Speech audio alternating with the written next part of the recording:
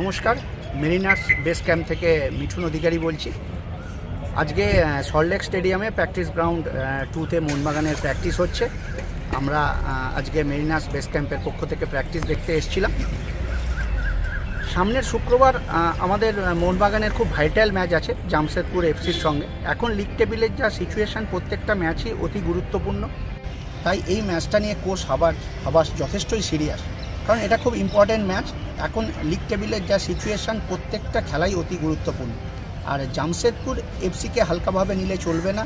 তারা যদিও ষষ্ঠ স্থানে রয়েছে 20 পয়েন্টে, কিন্তু খালিদ জামিলের আগের জামশেদপুর এফসি আর এখন জামশেদপুর এফসির অনেক ডিফারেন্স। তারা এখন খুব ভালো ফর্মে রয়েছে। লাস্ট 5টা ম্যাচ তারা আনবিটেড, এবং লাস্ট 5টা ম্যাচের মধ্যে তারা 3টেতে জিতেছে, এবং তাদের মাঠ অসাধারণ খেলছে।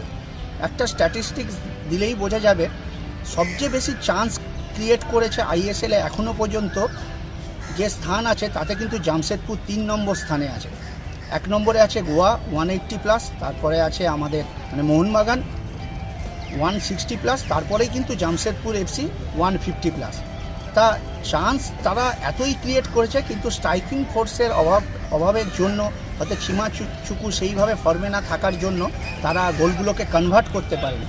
কিন্তু তাদের মাঝমাঠ এবং স্ট্রাইকিং ফোর্স কম্বিনেশনটা যদি ঠিকভাবে দাঁড়িয়ে যায়, এই জামশেদপুর এফসিও কিন্তু অতি ভয়ঙ্কর হতে পারে। তাদের 2 উইঙ্গার সানান এবং ইমরান, দুজনেই বাচ্চা ছেলে, অসম্ভব গতিসম্পন্ন।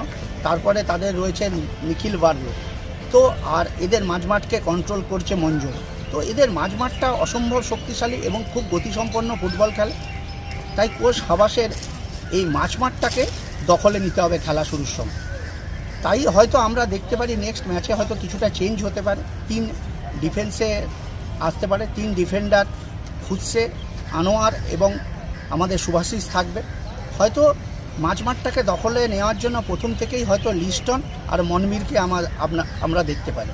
আর মাঝমাঠে যেহেতু ওদের মঞ্জেরও থাকবে, তাহলে হয়তো ডিফেন্সিভ ব্লকার হিসাবে আমরা দীপক টাঙ্গরিকে দেখব, আর তার সঙ্গে তো জনি কাউকো থাকবে।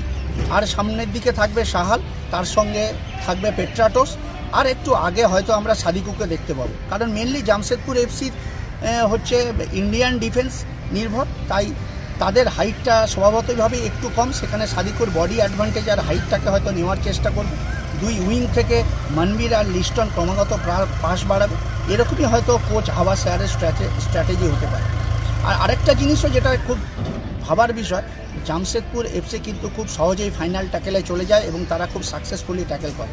আপনারা যদি স্ট্যাটিস্টিক্স দেখেন, তারা এই ট্যাকেলের দিক থেকেও কিন্তু 3 নম্বর স্থানে আছে। তো তাদের ডিফেন্স যে খুব খারাপ এটা কিন্তু বলা যায় না।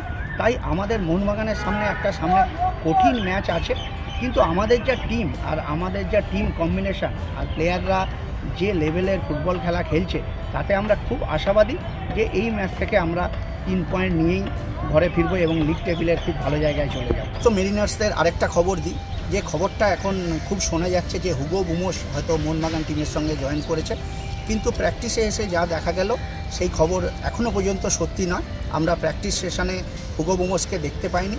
বাকি যারা আমাদের ফরেনার্স আছে, যেমন হামিদ, উৎসে, কামিংস, কাউকো এবং সাদিকু, সবাইকে দেখা গেছে, সবাই প্র্যাকটিসে ঢুকছে, কিন্তু হুগো বুমোস এখনও পর্যন্ত টিমের সঙ্গে নেই।